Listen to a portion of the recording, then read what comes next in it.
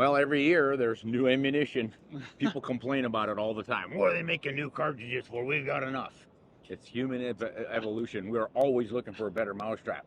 So a couple of years ago, Winchester and Browning came out with the 6.8 Western, which is really pretty sweet.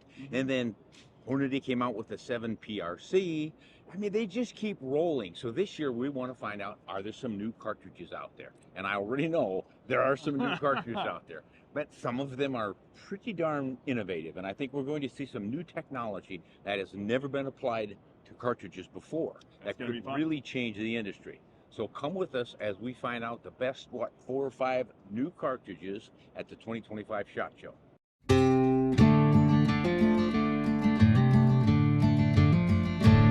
You guys like new cartridges?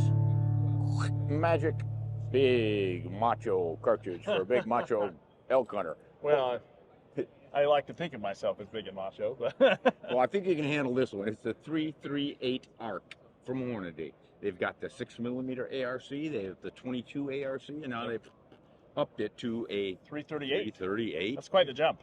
307 grain bullet, and it's subsonic, obviously.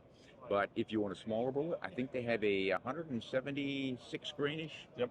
And they're driving that at around 2,400 feet per second. So everybody's into these little short ones with fast twists. What is it, 1 1/8 twist to putting that in? 1 1/8 twist from what he said, and these are basically for AR length rifles. Yeah, you probably, if you run a bolt rifle, mini from Howa, the mini action, something like that. But it's kind of all the rage or the trend. These long bullets, big heavy bullets with not very much case behind them. But if you're into it, you might want to look up the 338 ARC from Hornady.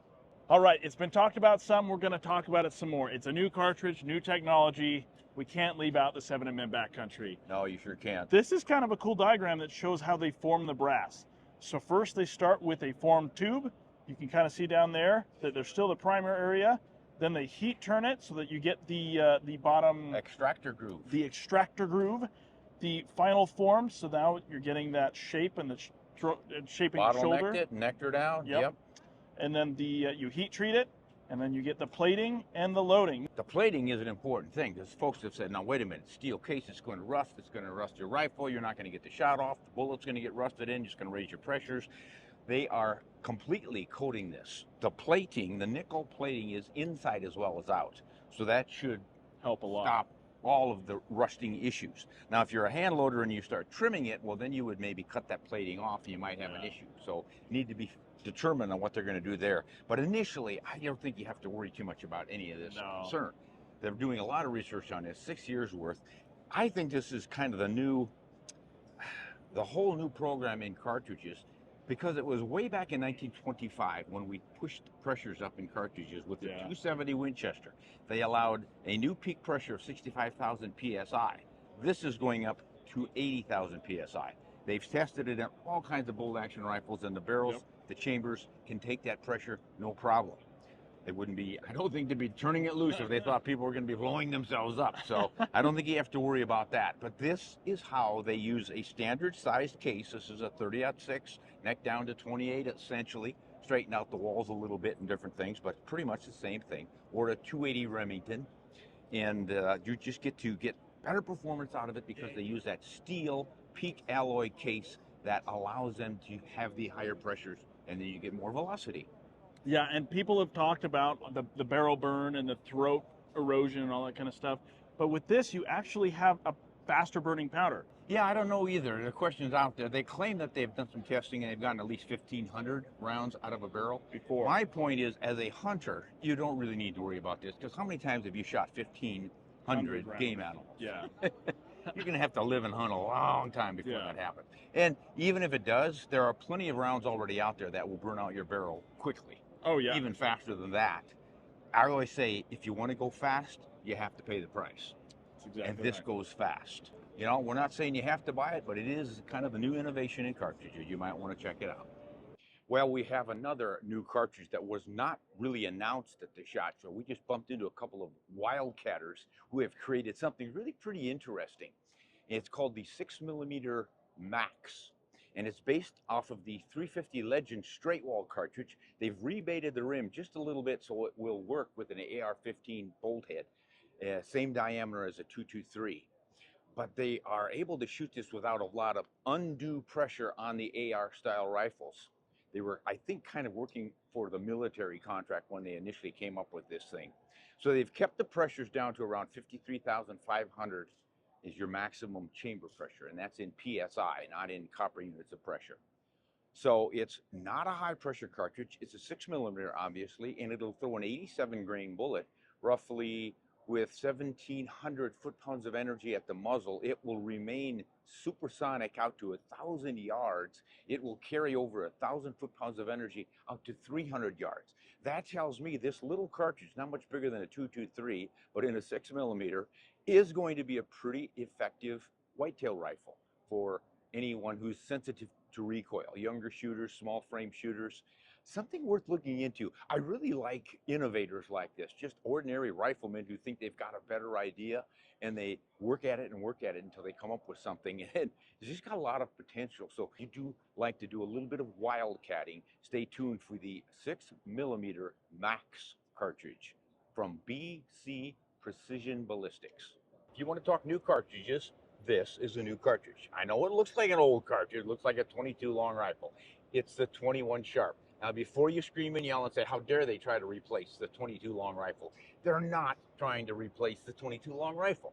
Winchester came out with the 21 Sharp to give an alternative to folks who are not allowed to shoot 22 long rifle bullets with lead in certain jurisdictions. And the reason they went with a 21 instead of a 22 is because a 22 long rifle bullet has a heel.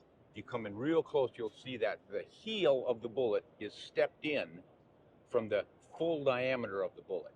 But with the 21 Sharp, because it's not a 22 caliber, but it's a 21 caliber, you no longer have that heel.